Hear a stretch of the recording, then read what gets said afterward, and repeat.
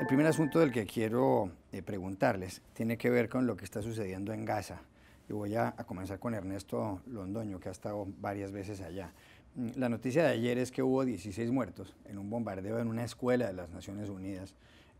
Ha habido niños heridos, adultos, muchísimas personas.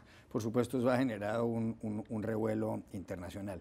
No está muy claro qué fue lo que pasó. Algunos dicen que se trata de un cohete lanzado por Hamas, el grupo radical palestino que manda en Gaza. Otros dicen que se trata del ejército israelí. Gaza es una zona que está en el sur de Israel, tiene 360 kilómetros cuadrados y una población de 1,5 millones de habitantes, es decir que la densidad es muy alta. Una zona realmente muy trágica, que está aparentemente en disputa desde hace mucho tiempo. El diario The Washington Post ha hablado mucho de esto y también la revista The Economist trae una editorial diciendo que la solución a lo que está pasando, crisis iniciada el pasado 8 de julio, en donde ha habido unos 700 palestinos muertos y casi 40 israelíes, sería en primer lugar una mediación internacional, quizá a cargo de Egipto o quizá a cargo de otros países árabes, por una parte. Por otra parte, que jamás deje de disparar y que los israelíes se comprometan a poner en libertad a algunos líderes de Hamas o a juzgarlos, porque a muchos no los ha juzgado. Israel lo que ha intentado hacer en estos días es destruir los túneles controlados por Hamas, que es donde todo se mueve en Gaza. ¿Usted cree que la solución es esa y sobre todo la ve viable? ¿Usted cree que eso pueda producirse en las próximas horas?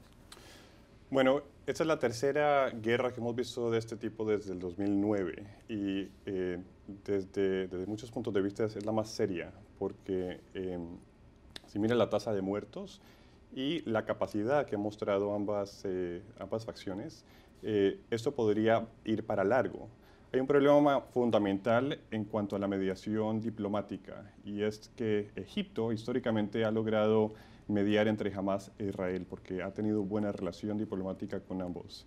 En este momento el gobierno de Egipto es un gobierno militar dominado por la facción militar del país. Por el general al-Sisi. Correcto, que ahora es presidente, ahora es civil, pero es un gobierno que tiene una relación muy mala con los grupos islámicos como Hamas.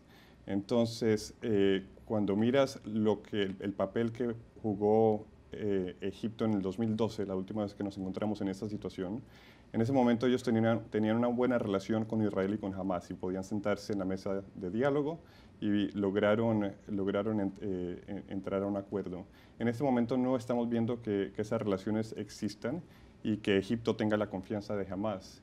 Entonces yo creo que la perspectiva más viable es que sigan luchando hasta que se les acaben las municiones.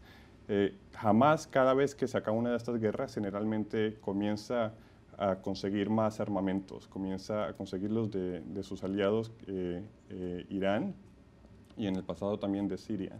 Entonces no nos queda claro qué tantos más cohetes puedan tener en sus arsenales, pero en algún momento yo pienso que con la destrucción de los túneles y con la cantidad de combate que hemos visto, en algún momento se les va a acabar.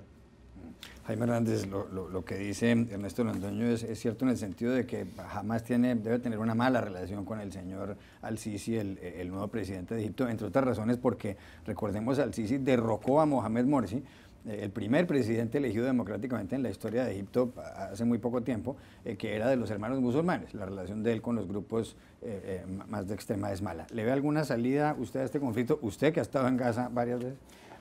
Yo también lo veo complicado y lo irónico del asunto es que Hamas se ha convertido en un interlocutor de facto, a pesar de que Estados Unidos no lo considera interlocutor, a pesar de que algunos gobiernos de la Unión Europea no lo quieren reconocer como interlocutor. Te pongo un ejemplo, el gobierno alemán, para hablar con Hamas, tiene que hacerlo a través del representante noruego, que sí tiene contacto con Hamas. Entonces, es tremendamente complicado entrar en un diálogo con Hamas y ver cuáles son las condiciones. Ahora, todo el mundo sabe cuáles son las condiciones. Hamas quiere que se respeten los acuerdos que se fijaron en 2012, que es el desbloqueo de la frontera, que es donde les llega principalmente víveres, es cierto que también armas, dinero, pertrechos, pero Egipto no quiere ceder y no va a ceder. Yo creo que aquí es una carrera suicida de las dos partes, porque no nos olvidemos que esta guerra se está librando no solamente con misiles, se está librando también, sobre todo en términos de opinión pública internacional. Y si uno echa un vistazo a la opinión pública internacional en Europa, los sondeos en contra de esta guerra y sobre todo de condena a Israel están sobre un 70-80%. Aquí no, aquí es un caso distinto. Yo creo que va a ser muy complicado. Yo no sé si Israel puede darse el lujo de seguir sosteniendo una ofensiva tan costosa en términos de imagen. Y sobre todo, yo no sé, a mí en lo particular me resulta un tanto indignante, chocante la actitud de Estados Unidos, que se pliega tan fácilmente a lo que diga Israel y que ni siquiera lo cuestiona. Y la lógica es la electoral. Sabemos que estamos en tiempos de elección y que muchos candidatos del Partido Demócrata y Republicano dependen sobre todo de los bolsos generosos del lobby judío.